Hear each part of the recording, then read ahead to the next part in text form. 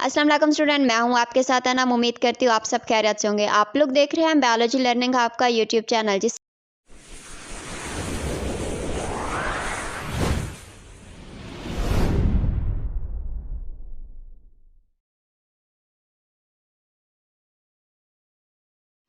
अस्सलाम वालेकुम स्टूडेंट, मैं हूं आपके साथ अनम। उम्मीद करती हूँ आप सब खैरियत से होंगे। आप लोग देख रहे हैं बायोलॉजी लर्निंग हब का यूट्यूब चैनल, जिसमें हम बात करेंगे एमएससी इन ज़ूलॉजी के अबाउट कि एमएससी इन ज़ूलॉजी करने के बाद आपके पास कौन सी फील्ड में जॉब अपॉर्चुनिटीज़ हो सकती हैं।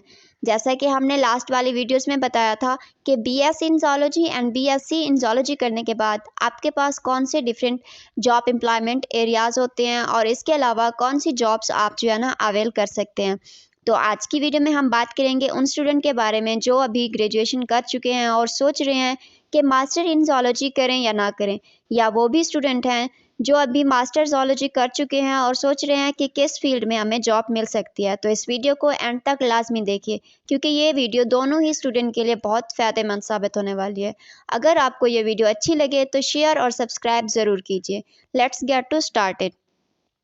आफ्टर मास्टर इन ज़ूलॉजी करने के बाद हमारे पास जो फर्स्ट ऑप्शन आता है वो है एकेडमिक टीचर का। मीन टू से कि अगर हम मास्टर इन ज़ूलॉजी कर चुके हैं और किसी स्कूल, यूनिवर्सिटीज़ या किसी कॉलेज में एज अ टीचर वर्क करना चाहते हैं, तो हमारे पास कौन कौन सी रिक्वायरमेंट्स होनी चाहिए।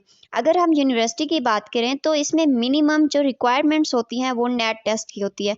मतलब अगर आपका नेट क्वालिफाइड हो जाता है और आप यूनिवर्सिटी में एज अ टीचर वर्क कर रहे हैं, तो ये आपके लिए बहुत ही फ़ायदेमंद साबित होता है। अगर कॉलेज और स्कूल की बात करें तो इसके लिए आपका नेट टेस्ट अगर क्वालिफाइड नहीं भी है तो भी आप टीचिंग कर सकते हैं। लेकिन अगर आपने नेट क्वालिफाइड किया हुआ है, इसके बाद आप किसी भी इंस्टीट्यूट में एज अ टीचर वर्क कर रहे हैं, तो ये आपके लिए बहुत ही फ़ायदेमंद साबित हो सकता है। मीन टू से plus benefit in your salary. इसके अलावा आपका जो सब्जेक्ट कमांड होता है वो भी अच्छा हो जाता है और टीचिंग के लिए ये बहुत ही बेस्ट ऑप्शंस होता है। तो ये थी बात हमारे लिए कि हमारा फर्स्ट ऑप्शन जो क्या होता है वो टीचिंग का होता है। अगर हम सेकंड ऑप्शन की बात करें तो वो क्या है, रिसर्च इंस्टीट्यूट। कि हर कंट्री में बहुत सारे रिसर्च इंस्टीट्यूट होते हैं जहाँ पर आपको जॉब रिक्वायरमेंट्स देखने को मिलेंगी, जिसमें आप इंटरव्यू और एग्ज़ाम देकर जॉब हासिल कर सकते हैं। अगर नेक्स्ट फील्ड की बात करें तो वो है फार्मा कंपनीज़। तो ज़ूलॉजी में मास्टर ज़ूलॉजी करने के बाद आप फार्मा कंपनीज़ में भी जॉब मिल सकती है आपको। इसके अलावा आप लेबॉरेटरी में भी वर्क कर सकते हैं।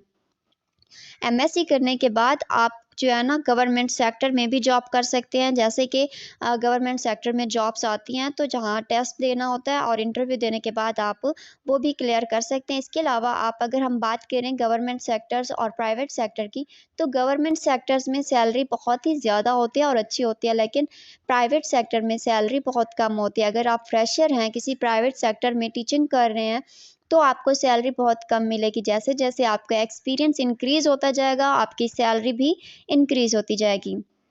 तो आफ्टर एमएससी इन ज़ूलॉजी करने के बाद कुछ कॉम्पिटिटिव एग्ज़ाम्स भी होते हैं जिनको आपने क्रैक करने होते हैं, जिसके बाद आपके लिए बहुत सारे जॉब ऑप्शन जो होते हैं ना वो आपको मिल जाते हैं। इससे पहले तो सबसे पहले बात करते हैं हम नेट की, कि नेट टेस्ट किसके लिए होता है। इसमें नेट में आपकी पूरी ज़ूलॉजी कवर हो जाती है और ये एग्ज़ाम्स जो होते हैं ना लेक्चररशिप के लिए होते हैं। इसके अलावा गेट टेस्ट की बात करें तो गेट का एग्ज़ाम्स भी दे सकते हैं, लेकिन ये अगर आप स्टडी आगे कंटिन्यू रखना चाहते हैं, आई मीन टू से मास्टर करने के बाद आगे अगर आप एमफिल करना चाहते हैं, तो कुछ यूनिवर्सिटीज़ जो होती है ना गेट को क्या करती हैं, अलाउ करती है। अगर आपका गेट क्लियर होता है तो आपकी जो सीट होती है एमफिल के लिए वो भी क्लियर हो जाती है।